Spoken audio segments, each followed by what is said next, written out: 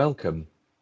My name is Craig Carroll. I am consultant anaesthetist and member of the UK Cell Salvage Action Group, and I would like to give you a very warm welcome to the inaugural UK Cell Salvage Action Group educational webinar. This is co-hosted with the Southwest Regional Transfusion Committee and with the NHSBT PBM group. We would now like to introduce Manisha Kumar to talk about cell salvage. Where are we now, and is this good enough? Manisha. Thank you, Craig, and thank you everyone for attending. So yeah, I'm going to talk about cell salvage and where we are.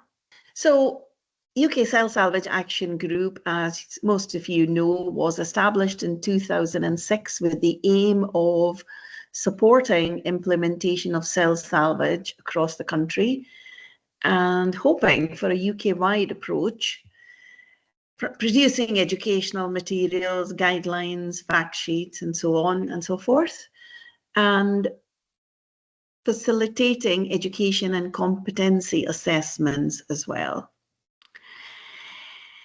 As we know, as everyone here is well familiar with, we do aim to avoid blood transfusions for the basic issues of safety, cost, and of course, availability as well. Short produced this a few years ago, and we do need to be mindful of, is transfusion really important? Is there a way we can avoid it?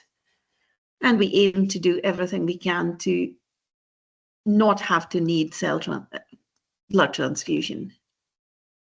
So as the UK Cell Salvage Action Group, we decided that although we were producing material, we had no idea on how the practice was being followed throughout the country, how much it was being used, and what was happening. So we decided to do a survey of the practice UK-wide, and it took a long time to prepare the questions and to agree on the questions and the format we wanted.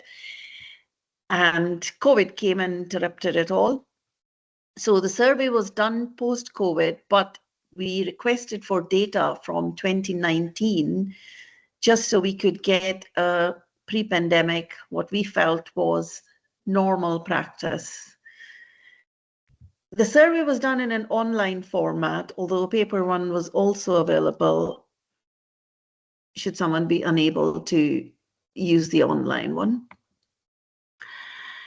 The questions were pertaining to the size of the unit, the availability of cell salvage in hours and out of hours, the number of machines each unit had, the specialties that it was being used for, the volumes reinfused, who the operators were, how the data was collected and what data was collected, how education and training was happening, and quality assurance, and of course, lastly, but most importantly, governance around cell salvage. We got 92 responses in all, covering 114 hospitals. So in total, we found that UK has got 359 cell salvage machines. The majority of the units, especially the obstetric and trauma units, did offer a 24-hour service. And really, there's no justification for obstetric and trauma units not being able to provide a 24-hour service. There were 4.5% of the units that were using external providers, which, being in Scotland, I don't understand, but I'm told it does happen in England. And there were a small number of units who, if they were unable to provide the service, they would refer the patient elsewhere. There was a huge variability in the number of machines each unit had, but I guess that was related to the use and the size of the unit. There appeared to be no correlation between the number of machines owned and the volume that they reinfused. Orthopedics and trauma were the highest users, Obstetrics was next, followed by cardiac and vascular.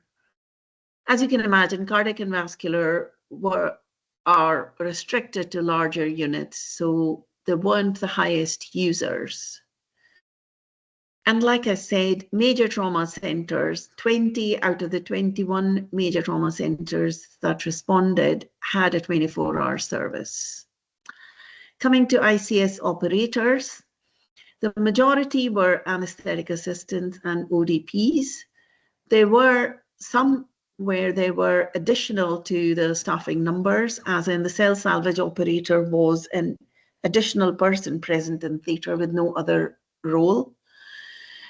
Some of the units had perfusionists doing it, some had anaesthetists operating, some had technicians or healthcare assistants doing it, and some were using external providers.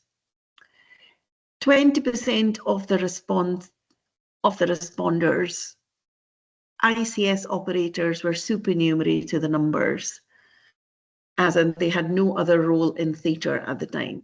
We found that the data collection and documentation were not fantastic. The total reinfusion figures we got were from 21 centres as incomplete data, recording ICS reinfusions. Some were recording them on anaesthetic charts, some were recording them on blood transfusion charts, fluid prescription charts, patient notes, and monitoring of reinfusion was also quite variable. Operator training was using cell salvage training material. Most of the people were using UK Cell Salvage Action Group training material. Learn Cell Salvage training was 75%. Local training was also being used by 79% of the users, and 80% claimed to be doing competence assessment as well. Amongst anaesthetists and surgeons, 53% had had some training, but surgeons only 33%. And scrub nurses, 54% were getting some training. Quality assurance was mostly carried out by the service contract with the companies. 95% of the units had the machines under service contract who were conducting quality assurance as well. On their own, only 29% were doing quality assurance tests, and that to a completely variable frequency. Some claimed to be doing them annually, while others claimed daily. The tests required, as per the companies, include hematocrit, free hemoglobin, anti-10A, and potassium levels. In terms of governance, most of the units were reporting incidents to their local incident groups, which included theatres, anaesthetists, transfusion practitioners, cell salvage leads, and various specialties. Only 58% were reporting to SHOT, and only 30% were reporting to MHRA. And I would like to add here, there is a lot of variability in the knowledge of people, and certainly prior to the survey, even I was not aware that lack of cell salvage also needs to be reported, which certainly in Aberdeen we were not reporting.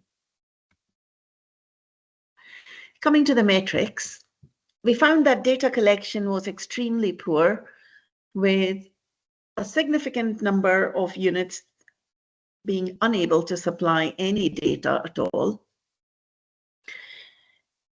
They had no information of the total number of cases, and hence we have no information of the total number of cases where cell salvage is used or was used that year, and the total volumes reinfused either. And in the absence of data, it is really impossible to infer how much we are relying on cell salvage and what the impact of the service is on patient outcomes or on the blood transfusion services. What we did get was that 38 units of the 92 were able to provide some data, even if it was incomplete. We found that ICS was used in 22,000 cases, was set up in 22,000 cases. The total blood transfused, or infused, I should say, from these was 2,639 liters. That is a huge amount and comes to 8,800 units of packed cells. Now, I do accept that most of these may have had variable hematocrit, so may not be equivalent to a unit of packed cells, but that is the rough sum. We really don't know what the total number would have been across the country. It's difficult to speculate in the absence of data, but the national total could easily have been twice this number. Again, the volume infused doesn't actually equate to the reduction in blood transfusion use for a number of reasons, because first of all, like I said, the hematocrit would have been variable. And secondly, different people have different threshold for transfusing, different hemoglobin thresholds for transfusing, but it does give us a rough estimate of the amount of blood saved. And we do know that even if some of these would not have actually received blood transfusion, a higher hemoglobin does improve recovery. So to conclude, ICS is widely used. Orthopedics, trauma, obstetrics, vascular, and cardiac are the main users. But we do need to explore why other areas are not using cell salvage as much. Is it lack of education? Is it lack of availability? Certainly, I know from speaking to surgeons in my own hospital, some still have fears about using it for patients with malignancies. So do we need to educate people more? In the absence of total data, we do have an inability to capture what exactly the impact is. But from what we can see, it does have a significant contribution in blood management, even if the total impact is unrecognized. We do appreciate that despite this, anaesthetists and cell salvage operators and surgeons, we do not actually recognize the total impact of using cell salvage, and I would imagine neither do blood transfusion services. Coming to recommendations, so clearly from this, we do recommend that data collection is improved, and we do need to develop mechanisms for national data collection somehow. Education and training could be better, especially for surgeons, scrub staff, and anaesthetists. Governance could be better, and we need to bring in more quality assurance. There is no published guidance on how frequently quality assurance tests should be done, but I guess all institutions utilizing cell salvage need to undertake their own risk assessment on these procedures. And that's all from me.